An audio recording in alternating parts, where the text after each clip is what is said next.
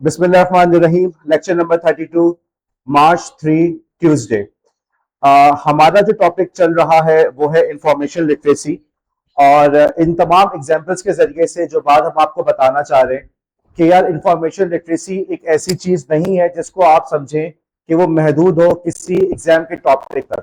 कि आपने सिर्फ ये बताना है कि जी 21st सेंचुरी स्किल के अंदर इंफॉर्मेशन लिटरेसी आता है, या आपने ये बताना है कि जी 7 पिलर्स ऑफ इंफॉर्मेशन लिटरेसी ये या वो होते हैं। ओके, ये वो स्किल्स हैं, अगर आप गौर करें इस सब्जेक्ट के अंदर आप वो स्किल्स सीख रहे हैं जो आपकी अमली जिंदगी के अंदर आपके बहुत ज्यादा काम आएंगे। आप में से हर शख्स ने इस बात का एतराफ किया कि अगर हमारे अंदर क्रिटिकल थिंकिंग हो, हमारे अंदर क्रिएटिविटी हो, हमारे कम्युनिकेशन स्किल्स बेहतर हो, कोलैबोरेशन बेहतर हो, लीडरशिप के स्किल्स हो, तो हमारे पास जिंदगी को मैनेज करना, जिंदगी में आगे बढ़ना हमारे लिए आसान हो जाता है। आप एक और बात को गौर करो कि इस कोर्स के अंदर वो तमाम की तमाम बातें हैं जो आपके तमाम दीगर कोर्सेज के ऊपर कहीं ना कहीं इनका रोल आपको नजर आ रहा है। मसलन आपने मेथड्स ऑफ टीचिंग शायद पढ़ा हो या पढ़ रहे हो, दोनों सूरतों में जहन में ये सवाल तो आता होगा कि टेक्नोलॉजी के साथ कैसे कर सकते हैं। अब इस सब्जेक्ट के अंदर आप पढ़ेंगे, इस आईसीटी एजुकेशन के अंदर, कि किस तरीके से आप टेक्नोलॉजी की मदद से अपनी पेडागोजी को इम्प्रूव कर सकते हैं। अब इसी तरीके से आप इंफॉर्मेशन लिटरेसी पढ़ रहे हैं। अब आपको इन तमाम एजुकेशन के दौरान कितनी कितनी दफा आपके सामने कुछ फैक्ट्स बयान किए जाते हैं, आपको असाइनमेंट्स दिए जाते हैं, और वहां पे आपको ये काम होता है कि उसको रिसर्च करके, उसको वेरीफाई करके इंफॉर्मेशन को लेकर आना। और अगर वेरिफिकेशन को भी हटा दो तब भी इंफॉर्मेशन को गैदर करना, उसको मैनेज करना आपके लिए बहुत बड़ा चैलेंज होता है। बिलखुसूस जब आप लोग लास्ट सेमेस्टर के अंदर एक्शन रिसर्च परफॉर्म कर रहे होंगे, तो वहां पे बाकायदा आपको पढ़ाया जाएगा लिटरेचर रिव्यू क्या होता है, कैसे उसको पढ़ते हैं, क्यों करते हैं, और शायद वहां पे आपको याद आए कि सारी वो बातें हैं जो आप लोग इंफॉर्मेशन लिटरेसी के अंदर पढ़ चुके हैं। यहाँ एक तो कल हमने एक एग्जाम्पल की थी जिसके अंदर हमने एक शेर जो आप सबने कहा था अल्लामा इकबाल का है, कि हमने उसके ऊपर इंफॉर्मेशन लिटरेसी के प्रिंसिपल्स को इम्प्लीमेंट किया था और ये देखने की कोशिश की थी कि इसका एक्चुअल शायर कौन है। आप देखो कि वो एक ऐसा शेर जिसके बारे में आप सबके जहन में ये आया कि इसके शायर तो अल्लामा इकबाल है, लेकिन जब तहकीक की तो पता चला कि कुछ और है। अब बात सिर्फ ये नहीं कि हमने वहां पे वेरीफाई किया, बात यह है कि वहां पे हमने कुछ नए टूल्स भी सीखे। मसलन हमें पहली दफा पता चला कि बाज ऐसी वेबसाइट्स हैं जो स्पेशलाइज्ड है, जहां पे खास किस्म का डेटा मौजूद होता है। मसलन एक ऐसी वेबसाइट जहां पे सारा का सारा डेटा क्या है, अल्लामा इकबाल के अशार का। आप कोई भी लफ्ज लिख के देखें और आप ये देख सकते हैं कि अल्लामा इकबाल ने इस बारे में कोई शेर कहा है या नहीं कहा। आपको पता चला कि उर्दू शायरी के ऊपर एक बहुत ही ऑथेंटिक डेटाबेस, एक बहुत ही ऑथेंटिक वेबसाइट है जिसका नाम है रेख्ता। राइट, तो आपको नए नए टूल्स के बारे में भी इस तरह से पता चल रहा है। आज आपकी क्लास के अंदर हमारे 3 ब्रिलियंट स्टूडेंट्स जुबिया, जवेरिया और महरेज को हमने यहाँ पे इनवाइट किया था कि वो मेरे साथ एक प्रोजेक्ट पे काम कर रहे हैं कॉलेज की वेबसाइट के हवाले से। और इन तीनों ने बहुत ही जबरदस्त, बहुत ही अच्छा क्वालिटी काम किया है। इंशाल्लाह ताला आपको इस सेमेस्टर के एंड तक कॉलेज की एक अच्छी नई वेबसाइट नजर आएगी और उसके पीछे बहुत बड़ा रोल इन हजरात का होगा। इन्होंने इंतहाई कॉम्प्रिहेंसिव तरीके से कॉलेज के एक एक एस्पेक्ट के बारे में उन्होंने इंफॉर्मेशन जमा की। ओके, आप लोग, मैं समझता हूं आप लोग इनको अप्रिशिएट करना चाहिए।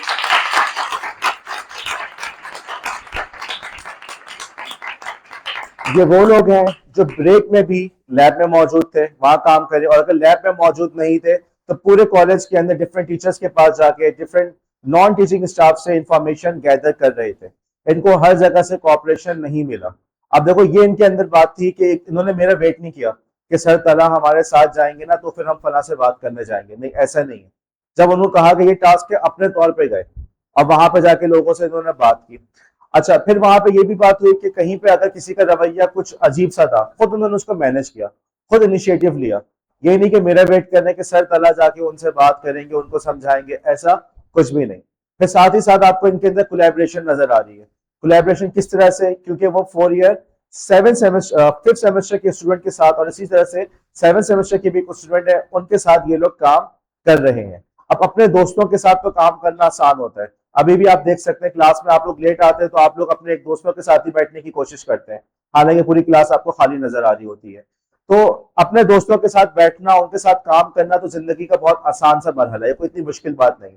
बात तो यह है कि ऐसे लोग जिनके साथ आपने ना कभी कोई दोस्ती है, ना उनके साथ आपने कभी क्लास शेयर की है, उनके साथ आप कैसे काम कर सकते हैं। तो खास तौर से इन लोगों को यहाँ बुलाया किया, ये जो हमने 21st सेंचुरी स्किल का फ्रेमवर्क हम पढ़ रहे हैं, इन्होंने उसको बाकायदा इम्प्लीमेंट करके लागू करके दिखाया है। मेरे जाने के बाद आप लोग अपने तौर पे भी पूछ सकते हैं कि यार ये सारे काम करने का कोई फायदा हुआ। मैं अपने सामने इसलिए नहीं पूछ रहा कि मेरे सामने तो शायद वो पॉजिटिव क्या है, मुमकिन है मेरी गैर मौजूदगी में वो शायद आपको कुछ कॉन्स भी बताएं। बहरहाल मेरा ये उम्मीद करता हूं कि वो कॉन्स के साथ साथ वो ये जरूर बताएंगे कि बहरहाल उनको फायदा हुआ था। अब देखो इनको काम क्या था कि कॉलेज की वेबसाइट के हवाले से इन्होंने इंफॉर्मेशन गैदर करनी थी, कोर्स की आउटलाइंस, कॉलेज के अंदर कौन कौन सी फैसिलिटीज मौजूद है, कॉलेज के अंदर कौन कौन सी एक्टिविटीज मौजूद है। अब कहने को एक छोटा सा प्रोजेक्ट था, लेकिन अगर आप गौर करो तो इस प्रोजेक्ट को इम्प्लीमेंट करने के अंदर आपको ये तमाम के तमाम 7 पिलर्स आपको इम्प्लीमेंट होते हुए नजर आ रहे हैं। सबसे पहले इस प्रॉब्लम को आइडेंटिफाई किया कि हमारे पास कोई डेटाबेस नहीं है जिसमें तमाम कोर्सेज की आउटलाइन मौजूद हो। 4 ईयर में कौन सा कोर्स है, 2.5 में कौन सा कोर्स है, कुछ अक्सर जो चीजें हैं वो व्हाट्सएप पे फॉरवर्ड्स पर चल रही हैं, किसी के पास एक जगह पे ऑर्गेनाइज नहीं है। उसके बाद इसको स्कोप किया, हम किस तरीके से काम करेंगे, हम किन किन टीचर्स के पास जा सकते हैं, उसको प्लान किया किन मौकों पे काम करेंगे, किस किस काम को हमें रमजान से पहले पहले निपटा देना है। और उसके बाद उन्होंने उसको इंफॉर्मेशन को गैदर करना शुरू किया, उसको इवेलुएट किया, मेरे साथ बैठ के खुद भी इन हजरात ने किया। इसी तरीके से ये हजरात जो है सर सफदर के पास भी गए। और अब तुम देखो कि एआई के यूसेज के बावजूद बहुत सारा काम मैनुअल था। हमारे यहाँ जो लोग अभी भी एआई के बावजूद बहुत पीछे रह जाते हैं या एआई से अच्छा काम नहीं करा पाते, इसकी बड़ी वजह ये होती है कि वो मैनुअल लेबर पुट करने को, जो आप कह सकते हैं जो पीछे बैकग्राउंड इंफॉर्मेशन गैदर करने के ऊपर काम नहीं कर पा रहे होते। बहरहाल ये तमाम काम इन लोगों ने मैनेज किए और हमने उनको यही बताया कि बेटा आप लोग ने एआई यूज नहीं करनी, अपने तौर पर जो जो चीजें आपको ऑब्जर्व कर रहे हैं, आप असेंबली एरिया में गए, क्या क्या फैसिलिटीज नजर आ रही है, क्या क्या सहूलतें नजर आ रही है, बैठने की बेंच भी है आपके वहां पे, टेनिस का या वॉलीबॉल का भी आपके पास इंतजाम है, अपने तौर पर जाके चीजों को उसके अंदर पुट करो। जब ये तमाम काम हो गए, अब आपने उसको इवेल्युएट भी कर लिया, फिर मैनेज कैसे करना है। मैनेज करने के लिए सबसे अच्छा तरीका हमें क्या नजर आया, गूगल ड्राइव का। गूगल ड्राइव पे हमने फोल्डर्स बनाए, उसके अंदर हमने तय किया कि फॉर एग्जाम्पल किसी चीज के बारे में इंफॉर्मेशन नहीं है तो नाम के आखिर के अंदर हम उसमें कोई इमोजी लगा देंगे, उस इमोजी को देखते ही समझ में आ जाएगा कि भाई यहाँ पे इस फोल्डर के अंदर सारी इंफॉर्मेशन मौजूद नहीं है। हर फैसिलिटी का हमने अलग अलग से फोल्डर बना के उसको इस तरह से डाला और उसके बाद उन्होंने उसको प्रेजेंट किया। अब प्रेजेंट करने के अंदर पहला स्टेज क्या कि मुझे दिखा दिया, सफदर साहब को दिखा दिया, ठीक है। हम लोग इवेल्युएशन के स्टेज में भी शामिल थे लेकिन प्रेजेंटेशन में भी शामिल है। अब फाइनल प्रेजेंटेशन कहाँ पे आ रही है, जब इसको हम वेबसाइट, यही हजरात इंशाल्लाह ताला वेबसाइट भी इसकी बना रहे होंगे। और मैं यहाँ पे एक और फिर लोग को अप्रिशिएट करूंगा कि उन्होंने एफर्ट्स पुट किए। कॉलेज के अंदर हमारे पास बच्चे जो अक्सर आते हैं, सबसे बड़ा जो हमारे इस कॉलेज का अलमिया है, मैं क्या समझता हूँ कि हमारे कॉलेज की फैकल्टी बहुत अच्छी है और इंतहाई एफर्ट्स पुट कर रही होती है। दीगर कॉलेजेस में मुझे पता चला है कि क्लासेस भी नहीं हो रही, टीचर जो है एक सब्जेक्ट स्पेशलिस्ट टीचर भी मौजूद नहीं है। और मुझे ये भी पता चला है कि कुछ दूसरे कॉलेज के बच्चे यहाँ पे पढ़ने के लिए आना चाह रहे हैं, क्लासेस अटेंड करने के लिए। फिर इसी तरीके से पता चला कि प्रैक्टिकम भी नहीं होता। अब यहाँ पे इस तरीके से आप लोग को जितने डिटेल में काम कराया जा रहा होता है, किसी और कॉलेज में इतना नहीं कराया जा रहा होता। और मैं बिला मुबालगा कह सकता हूँ कि कराची यूनिवर्सिटी से भी बेहतर स्टैंडर्ड हमारे कॉलेज का है। लेकिन अब ये डिपेंड करता है कि हमारे बच्चे उससे कितना फायदा उठा रहे हैं। इस कॉलेज में आने के बावजूद अगर आपका mindset sir Safdar, sir Sharjeel, miss Shagufta, sir Rizwan, miss Saeed Fatima और भी जो टीचर्स हैं, इतने अच्छे और डेडिकेटेड टीचर्स के बावजूद अगर आप सिर्फ एग्जामिनेशन पॉइंट ऑफ व्यू से पढ़ रहे हैं तो आपकी बहुत बड़ी बेवकूफ़ी है। इन लोगों ने इनिशिएटिव लिया, आगे बढ़े, थोड़ी सी कुर्बानी दी ब्रेक की, लेकिन आप देख सकते हैं आपको वाज़ेह तौर पे इनके स्किल्स में और ऐसे बच्चे जो हमारे इनएक्टिव होते हैं उनके स्किल्स में वाज़ेह फर्क नजर आएगा। Thank you. अच्छा, अब हमने कल एक जो हमारा एक शेर था, उस शेर के ऊपर हमने ये पूरी एक्टिविटी परफॉर्म की थी।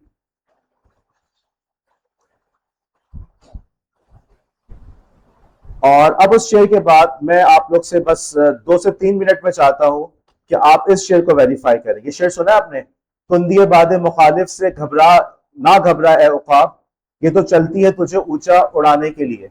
किसका शेर है ये? अल्लामा इकबाल। ओके, अब इसको कहने से पहले आप लोग काइंडली, जो हमने कल अपने उस स्कोप के अंदर हमने बताया था कि हमारे पास ये डेटाबेसेस मौजूद है, आप इन डेटाबेसेस की मदद से इस इंफॉर्मेशन को वेरीफाई करें जरा। आप ऐसा करें, कॉनकॉर्डेंस की वेबसाइट पर जाएं, कल अक्सर लोग नहीं गए थे, आज चले जाएं, कोशिश करें। गूगल पे ही सर्च कर लें concordance.iqbal.com।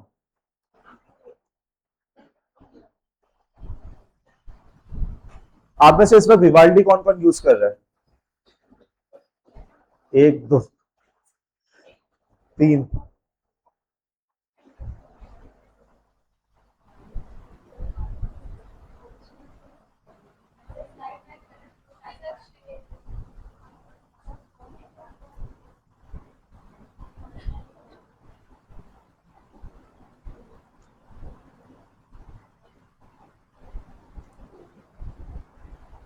जी, concordance dot Lama Iqbal dot com पे गए, वहां पे सर्च किया आपने कि वहां पे सर्च करें औकाब को।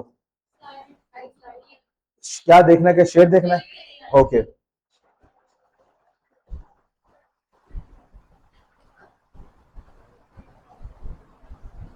आप सिर्फ इतना लिखे, उसमें लिख के देंगे औकाब।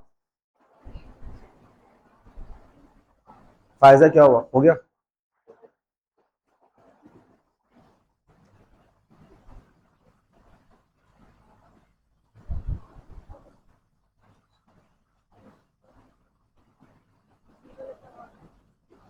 जी, बहुत जरूरी।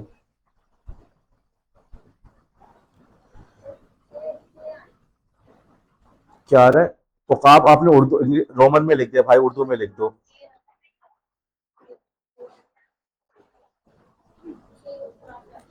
ओके, आयशा ओवैस ने औकाब को लिखा तो उनके पास 6 मिसरे आ रहे हैं, 6 अशार आए।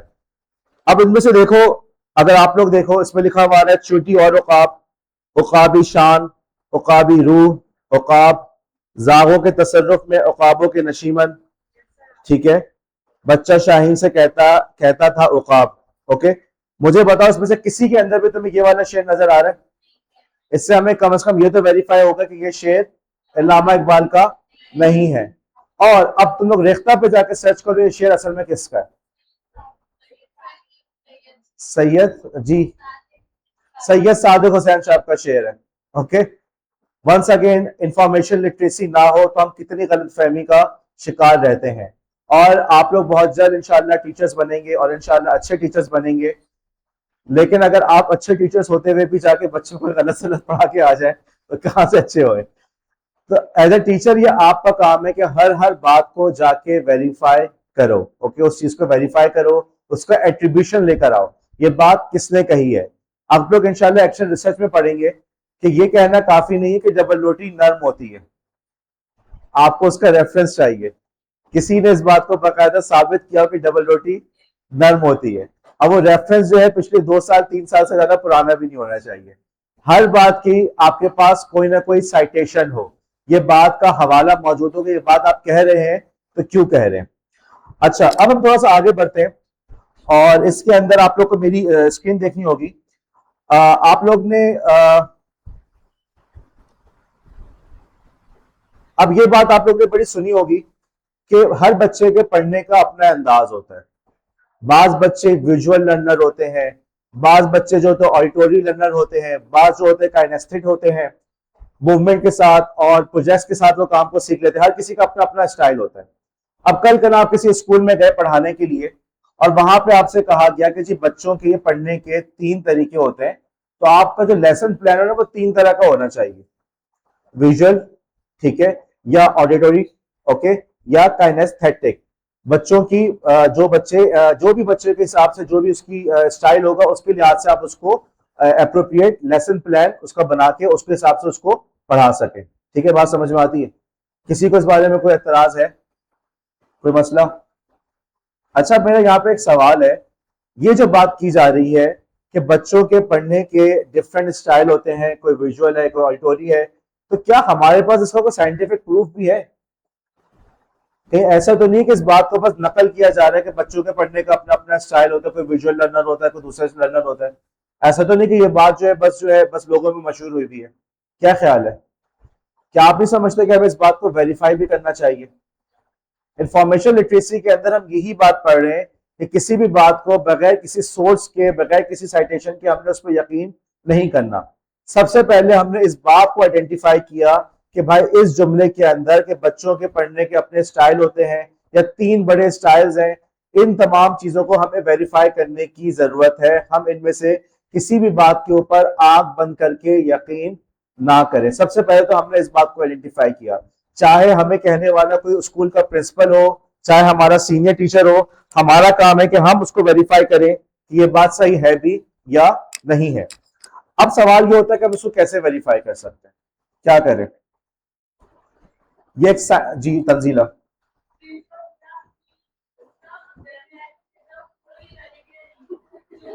ओके, तंजीला ने एक अच्छा रिस्पांस दिया कि हमने इसका स्क्रीनशॉट लिया और फिर जेमिनाई से हमने कहा कि इसको बताओ कि ये वैलिड है या नहीं है। लेकिन ये बात हम देख चुके हैं, मैं बता भी चुका हूँ। याद है मैंने कहानी भी पूरी सुनाई थी आप लोग को कि वो इंसान के सीने में तीसरा हाथ होता है, याद है कहानी? तो ये बात तो हम बता सकते हैं, बता चुके हैं कि भाई ये जो हमारे एआई है ये रिलायबल नहीं होते, हमें आंख बंद करके उन पर यकीन नहीं करना चाहिए। ऐसा ना हो कि वो आपसे कहे, बल्कि अभी कल ही मैंने नेट पे वीडियो देखी कि एक साहब जो है लकड़ी से अपना घर खुद ही बना लेते हैं ना, जैसे हमारे यहाँ तो लोग नहीं करते, मजदूरों को बुलाते हैं, लेकिन उनके यहाँ पे अमेरिका वगैरह में रिवाज है कि लकड़ी वगैरह की मदद से पूरा अपना घर बनाए। तो उन्होंने यही कहा था कि मैंने चैट जीपीटी से पूछा कि स्टैंडर्ड डोर का साइज क्या होता है, दरवाजे का स्टैंडर्ड साइज क्या है। जब मैंने उसके हिसाब से बना दिया तो पता चला कि ये हिसाब गलत है। तो उसका टाइटल ही यही था कि चैट जीपीटी पे आंख बंद करके भरोसा मत किया करें। तो तंजीला का जवाब सही होते हुए भी गलत है, क्योंकि वो जिस सोच की तरफ जा रही है, देखो अच्छा हुआ उन्होंने स्कोप के अंदर बताया। स्कोपिंग के अंदर हमें नजर आ गया कि वो जो जेमिनाई वाली बात कर रही है, ये वाली बात हमारे पास गलत है। हमें एक्चुअल फैक्ट चाहिए, हमें साइंटिफिक स्टडी चाहिए। हम किसी साइंटिफिक स्टडी के बगैर इस बात पे यकीन नहीं कर सकते। सिर्फ ये कह देना काफी नहीं कि जेमिनाई के अंदर ऐसा आया था। और किसी के जहन में कोई जवाब? ओके, निगाह ने भी एक अच्छा जवाब दिया कि हम बच्चों को खुद ऑब्जर्व कर लें। लेकिन निगाह मसला ये है कि अभी तो आप स्कूल को आपने ज्वाइन किया है, और स्कूल को ज्वाइन करने के बाद वो आपसे कह रहे हैं कि लेसन प्लान बना के लेकर आओ, तो अभी तो आपके पास टाइम ही नहीं है बच्चों को ऑब्जर्व करने का। तो सीनियर टीचर आपसे कह रहा है, वो तो आपसे कह रहे हैं ज्यादा जबान नहीं चलाओ, नहीं आई हो चुपचाप मेरी बात मानो। जी है ना?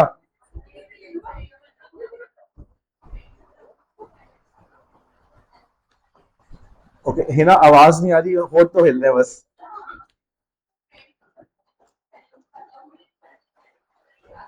ओके अच्छा, अब मैं एक चीज बता रहा हूँ आप लोग को। अगर आप लोग को एक और स्कोप के अंदर एक नए टूल के बारे में बता रहा हूँ, जैसे concordance.allama.com एक नया टूल था ना आपके लिए, रेख्ता भी मैं उम्मीद करता हूँ कि अक्सर के लिए नया ही होगा, सिवाय उनके वो बच्चे जिनको शायरी में दिलचस्पी है।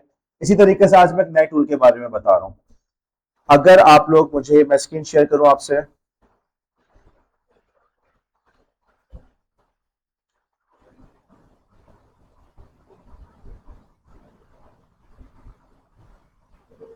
ओके, हमारे पास एक टूल है, जैसे आप लोग गूगल यूज करते हैं ना, google.com, ठीक है, सर्च करने के लिए।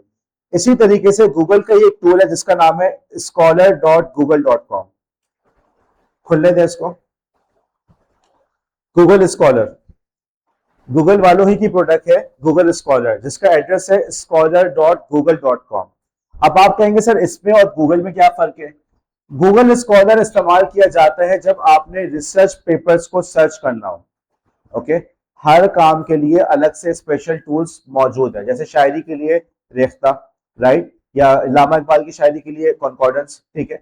इसी तरीके से रिसर्च पेपर्स को सर्च करने के लिए आपके पास एक टूल मौजूद है जिसका नाम है गूगल स्कॉलर। हम यहाँ गूगल स्कॉलर पर सर्च कर लेते हैं लर्निंग स्टाइल्स ऑफ चिल्ड्रन। अब देखो यहाँ पर जितने भी पेपर्स हमारे पास आ रहे हैं के सारे रिसर्च पेपर्स के लिंक्स आ रहे हैं, ठीक है। इसके अंदर वो हमें बता रहे हैं कि मतलब ये सारी की सारी चीजें वो है जो कि रिसर्च पेपर्स ऑलरेडी पब्लिश हो चुकी हैं। अब रिसर्च पेपर पब्लिश हुए हैं, उसको किसी ने रिव्यू किया है, और साथ ही साथ किसी ने उस रिसर्च को अपने रिसर्च में इस्तेमाल भी किया है, तो उससे उस रिसर्च की ऑथेंटिसिटी में इजाफा हो जाता है। यहाँ आपको नजर आ रहा है साइटेड बाय 4834, ये नजर आ रहा है। गूगल पे जब सर्च करते हो तो कभी किसी आंसर के नीचे लिखा हुआ नजर आया साइटेड बाय 48, इस तरह से कुछ लिखा हुआ नजर आया? वो ये बता रहा है कि इस रिसर्च को इस तरह से हमारे तकरीबन 5,000 लोगों ने इस रिसर्च को रेफरेंस किया हुआ है। 5,000 लोगों ने इस रिसर्च के ऊपर एतमाद का इजहार किया है। अच्छा, हम यहाँ पे एक और चीज भी कर लेते हैं। फॉर एग्जाम्पल मैं यहाँ पे लिख लेता हूँ लर्निंग स्टाइल्स मिथ। ओके, अब तुम देखो यहाँ पे आगे, स्टॉप प्रोपेगेटिंग दी learning style myth. Learning style myth जो आप लोग अभी बात करें तो हर बच्चे का अपना स्टाइल होता है। इस बात को, इस झूठ को, इस अफवाह को फैलाना खत्म करो। बस ये बात लोगों में मशहूर हुई भी है। इसी तरीके से आगे देखो, the learning style myth is thriving in higher education. Higher education के अंदर भी यही वाली बात की जा रही है कि लर्निंग स्टाइल जो है कुछ होते हैं, जबकि ये बात मिथ है, हकीकत से इसका ताल्लुक नहीं है। और इसको साइट किया है 460 लोगों ने। ओके, अब चूंकि तुम लोग रिसर्च नहीं पढ़ रहे तो इसलिए इसकी मैं इस वक्त रिसर्च की गहराई में नहीं जा रहा, लेकिन इतना समझ में आ गया कि हमारे पास एक और भी टूल है गूगल के अलावा, जहां पर जाके हम सिर्फ और सिर्फ साइंटिफिक स्टडीज को देख सकते हैं। अब फॉर एग्जाम्पल मैंने कहा कि इस पेपर को मैं खोल के देखूं। इस पेपर में मैंने क्लिक किया। ओके, अब ये एक इंतहाई रेप्यूटेबल वेबसाइट है, ठीक है, एल्सवियर की sciencedirect.com, जिसके ऊपर ये सारी साइंटिफिक स्टडी मौजूद है। अब उस साइंटिफिक स्टडी का, अब तुम देखो यहाँ पे उसका डीओआई लिखा हुआ है, एक लिखा हुआ है डीओआई, ठीक है। डीओआई कहलाता है डिजिटल ऑब्जेक्ट आइडेंटिफिकेशन। हर रिसर्च पेपर को एक डीओआई असाइन हो जाता है। हर रिसर्च पेपर को एक आइडेंटिफिकेशन नंबर असाइन हो जाता है। जैसे आप लोग का आइडेंटिफिकेशन नंबर क्या है? आप लोग का CNIC। कॉलेज के अंदर आइडेंटिफिकेशन नंबर क्या है आप लोग का? आप लोग का सीट नंबर। इसी तरीके से हर रिसर्च पेपर को एक आइडेंटिफिकेशन असाइन हो जाती है जो कहलाती है डीओआई। ओके, अब यहाँ पे, अब इससे क्या होगा कि जब मैं इंफॉर्मेशन को अपने पास मैनेज कर रहा हूँ तो मैं मैनेज करते वक्त उसका डीओआई अपने पास सेव कर लूंगा कि भाई वो पेपर आगे पीछे हो जाए, उसका टाइटल बदल जाए, उसका आइडेंटिफिकेशन मार्क कभी तब्दील नहीं होगा। राइट, देख रहे हो बात को? अब चलो, तुम्हें ये बात शायद समझ में ना आए, शायद तुम लोग के जहन में ना आए, लेकिन इतना तो जहन में आ जाए कि भाई ये कुछ और भी हमारे पास स्पेशलाइज्ड डेटाबेसेस होते हैं। किसी भी बात को हम आंख बंद करके यकीन ना करें, उसको हम लाजमन वेरीफाई करने की कोशिश करें। अच्छा, अब यहाँ एक मजे की बात, इस रिसर्च पेपर का सिर्फ एब्स्ट्रैक्ट आया हुआ है। अब आप कहेंगे सर एब्स्ट्रैक्ट क्या होता है? ओके, पूरा पेपर नहीं मिल रहा। ये चीजें आप लोग इंशाल्लाह अपने रिसर्च के सब्जेक्ट के अंदर इसको डिटेल में पढ़ेंगे। आप लोग की जिंदगी रही, हम भी हुए तो शायद हम ही पढ़ाने वाले हों, देखते हैं क्या होता है। अब अगर हमने कहा कि सर ये पूरा पेपर चाहिए तो पूरा पेपर कैसे लेकर आएंगे? अब पता चला कि भाई हमारे पास ऐसे डेटाबेसेस मौजूद है जहां पे अगर आप इस रिसर्च पेपर का डीओआई लिख देंगे तो वो आपको पेपर ढूंढ के कहीं से ला के दे देगा। उसका नाम है SciHub। अब SciHub को मैंने सर्च किया, scihub.red, इसको सर्च करता है। यहां पे मैंने इस डीओआई को डाला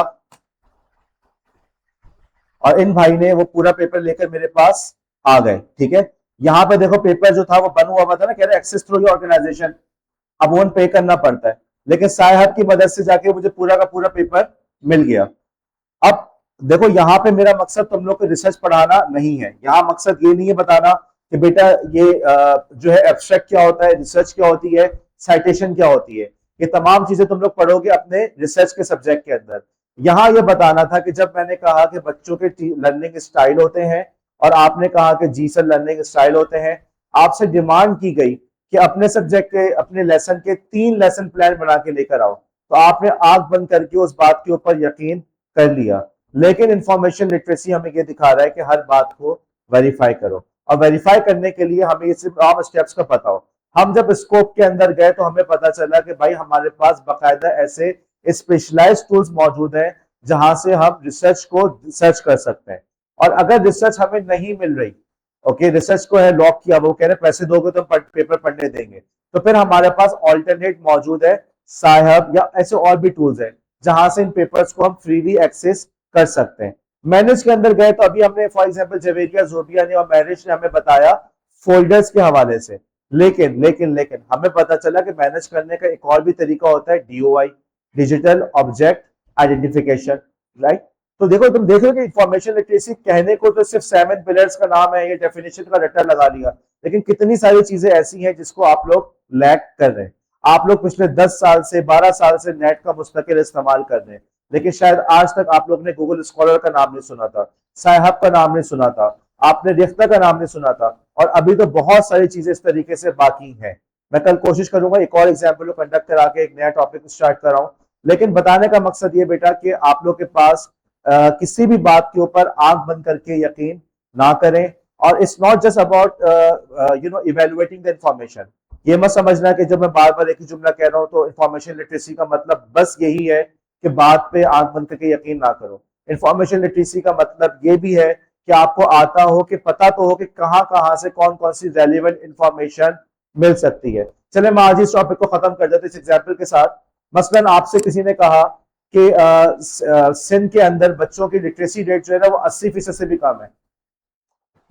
यहाँ पे जो है, सॉरी, किसी ने कहा कि सिंध के अंदर 80% बच्चे जो है ना वो तालीम हासिल ही नहीं कर रहे। क्या ख्याल है, सही है गलत है?